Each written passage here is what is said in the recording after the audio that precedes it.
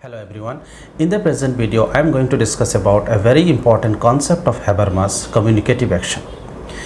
In this concept, communicative action, our focus will be on understanding communication and action. How these two elements makes the communicative action.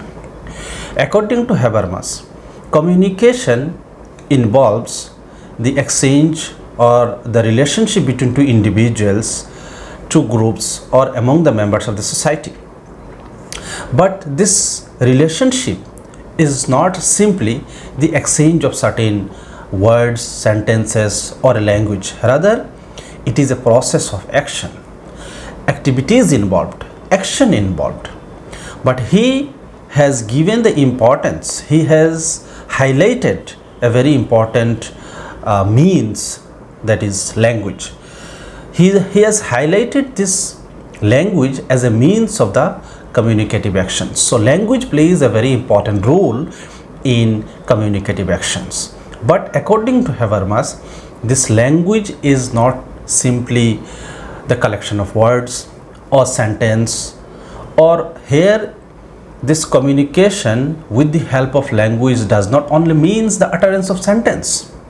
Rather, it involves various other dimensions. It involves the context, it involves the situation, it involves the meanings attached by the members of the society, by the individuals in a particular situation. For example, a person, an individual is saying something jokingly to another person, and that other person is not able to understand this particular joke. He may have been offended and got angry. In this situation, the person who had used the joking sentence or joking language must also have to clarify that it is a joke. Maybe with the help of other words, other sentence, other interpretations, he will have to explain that it is a joke, it's not the reality. Then there would be the clarification. Otherwise, there may be a kind of disagreement, there would be a kind of conflict. So this is how language plays a very important role in the communicative action. But context, situation, the meanings attached by different individuals in the different situations are also important. Habermas identified four important conditions, preconditions of the communicative action. According to him, these four preconditions are basic for the members of the society to have the communicative actions in the society or to maintain their social relationship. The first one is common shared knowledge about the society, about the surroundings. That means every members of the society must have the knowledge about where they are living, about the society in which they are living, about their surroundings. So the surroundings does not only means this physical surroundings. Surroundings here means the community, the groups, society, and various other culture, traditions, everything. So one must be able to understand this common society. When there would be confusion among the members of the society regarding the society, regarding groups, traditions, culture, there would not be any kind of communications, or the communication would be disrupted. So communicative action is a continuous process. It's a consistent process. So this consistent process actually maintains the relationship among the members of the society. So for example, an individual or a member of society has done certain action, but this particular action or activity which is not being able to understood by fellow members, they have considered it as deviance, they have considered it as anti-cultural, traditional, then this cannot be considered as the communicative action, because this particular act is not able to communicate the intent or the purpose. That means there is some lacking in the understanding. There is some lacking in the understanding of the surrounding in the society. So all the members of the society must have this understanding. That is how we see social deviance. We see the disruptions in the communication, disruption in the social relationship. When there arises certain act, certain activities which goes against the culture and tradition and customs, it breaks the relationship, it disrupts the relationship. That is how the communicative action works. So communication or communicative action maintains this relationship of the society. That is, members of the society actually do continuously this communicative action. They are continuously in the process of communicative action, and this is how this relationship is maintained. Second precondition is contextual understanding of the use of language or utterance of the sentence. When the members of a particular society use a particular language, they knows the meanings, they knows the context, everything, and they maintains a communicative process. This is one particular aspect. But second important thing is that when an individual uses a particular sentence, particular words, or a particular communicative words, but if it is not in a particular context, it is outside of the context, then there may creates the confusion between two persons, confusion among the people who are involved in this communicative process. So here I would take one example. In a morning, you wake up and you meet your fellow member of the society, neighbors, and you greeted. In your own language you have greeted, maybe good morning, maybe how are you. You have greeted. The other person also responded. Your communication according to your language and the context is correct. It has a purpose, meaning, and it is something which is reciprocal. But you, in a particular public place or marketplace or in the roadside, stopped a stranger. You don't know the person, stranger, you just stopped and you said, how is the day today? How are you? How is the day today? Then that other person would find it a strange behavior, awkward, unusual behavior. That other person may thinks that you are not in a normal condition. So even if this greeting, this asking of the weather today is a normal communication, but stopping a person in the middle of the road in a marketplace and asking may creates disruption in this communicative process. Why? Because of the lack of understanding of the context, lack of understanding of the use of the sentence, use of the utterance, use of the language with the people and the context. Third precondition is understanding of the communicative languages that all are not sincerely made.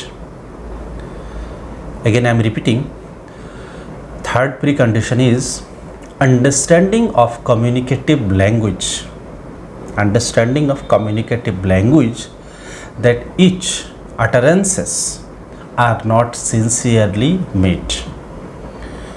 That means whatever communicative language we use and we utter certain sentences for communication, but all our utterances may not be sincerely made, then what would be the other situation? If not sincerely made, there may be joking. The two person may be jokingly talking with each other. Maybe they are jokingly shouting at each other. Maybe they are jokingly insulting each other.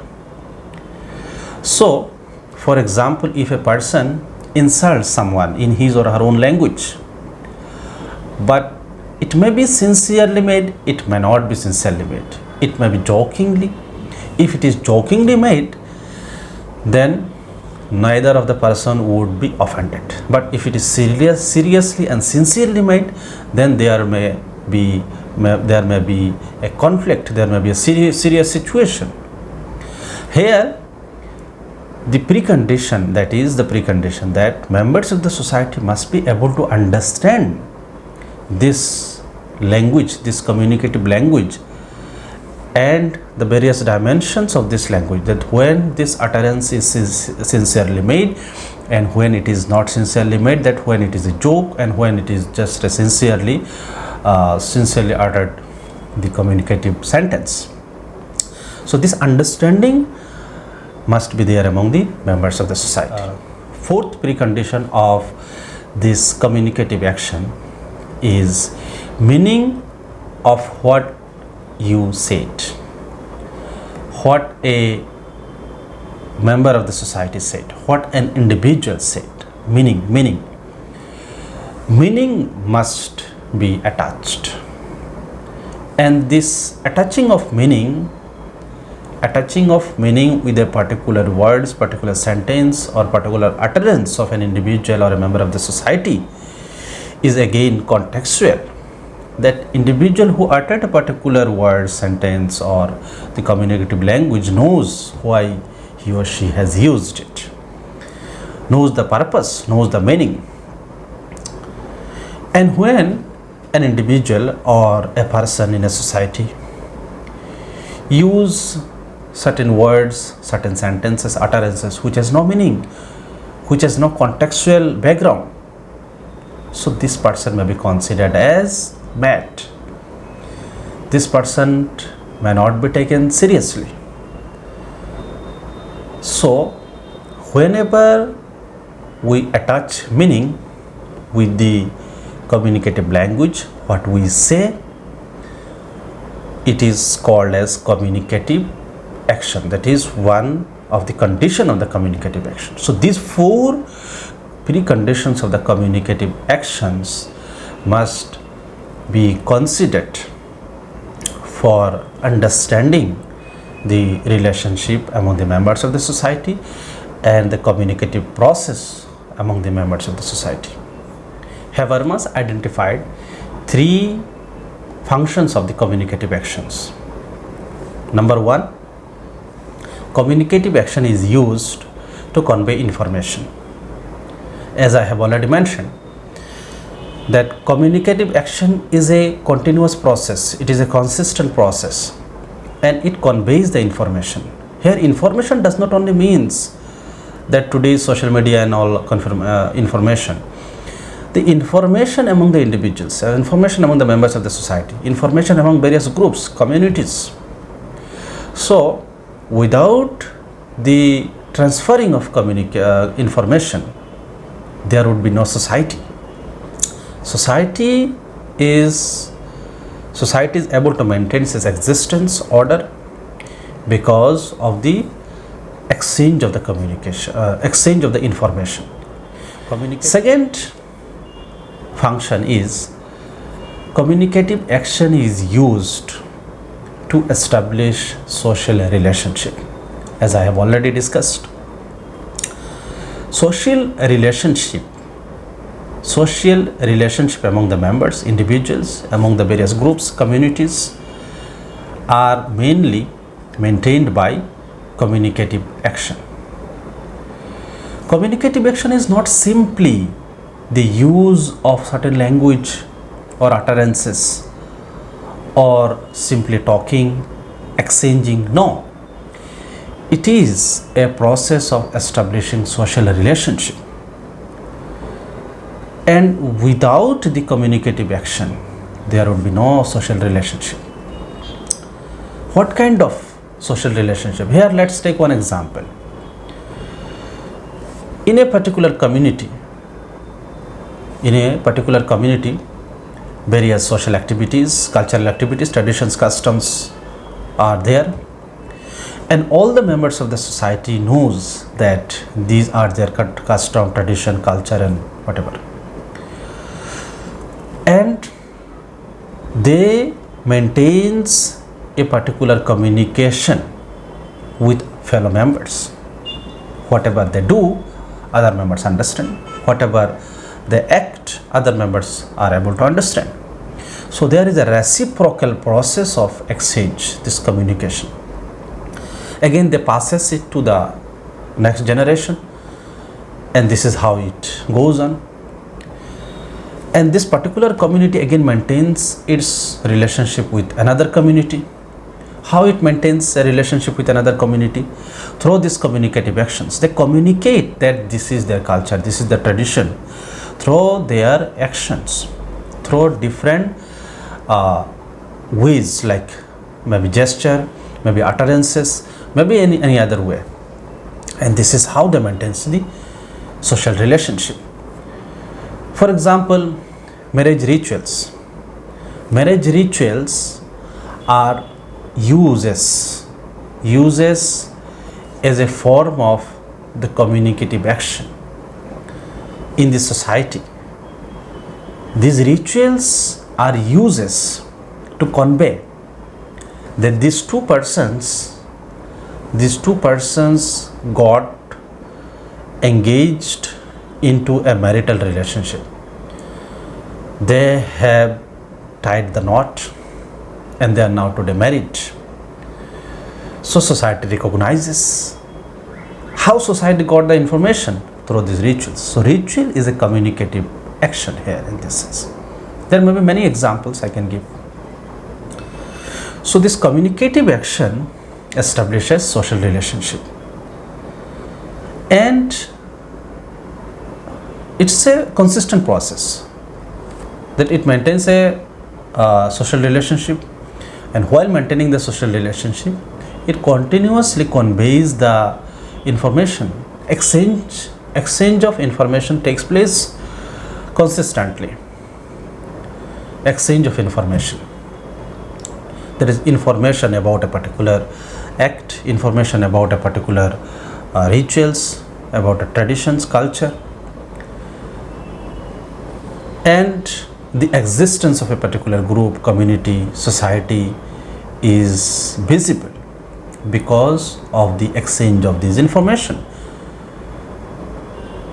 For example, the marriage rituals of a particular community. Every community has their own marriage rituals. So marriage rituals makes a particular community distinct from another community. That when a particular person see the marriage rituals, he would be able to understand that this particular marriage belongs to this particular tradition or culture. Even if he don't know, he will be able to understand it by exploration, that this particular rituals belongs to this particular community. So here ritual conveys the information. This is communicative actions. The communication, this process of communication, it's not simply act, it's not simply activity. So here communication does not only means the utterance of words, utterance of the sentences or use of certain language. No, this is how it has a societal context, and it is the Habermas understanding in the context of the society. Then third function of the communicative action is use of the communicative action for expressing views, feelings, opinions. This communicative action is not simply a monologue that one person is expressing or one group is expressing and another is listening. No, it's a kind of exchange and sharing of the opinions, feelings, views, For example, a person has come to your house and you have greeted well, you have shown your hospitality, and the person that is your guest felt very happy. Then that person would express in certain way that he is very satisfied, he is very happy, and you would feel happy to know that that person, your guest, is happy with your hospitality. So there would be a reciprocity of the exchange of feelings. But if your hospitality is not liked by that guest, he may not be expressing in word, but he may express in a way that he has not liked it, he is not happy, and you would also be able to understand that he is not happy with the hospitality. And sometimes, of course, the language utterances are also used to express various feelings, various opinions in the society. So feelings, opinions, views, which are not limited to a particular boundary, it has several dimensions: economic dimensions, religious dimensions, political dimensions, cultural dimensions, societal dimensions. So in every domains of the society, there is this communicative action and these functions of the functions of this communicative action. So this much is the present video. I will continue this discussion in the next video. Thank you very much.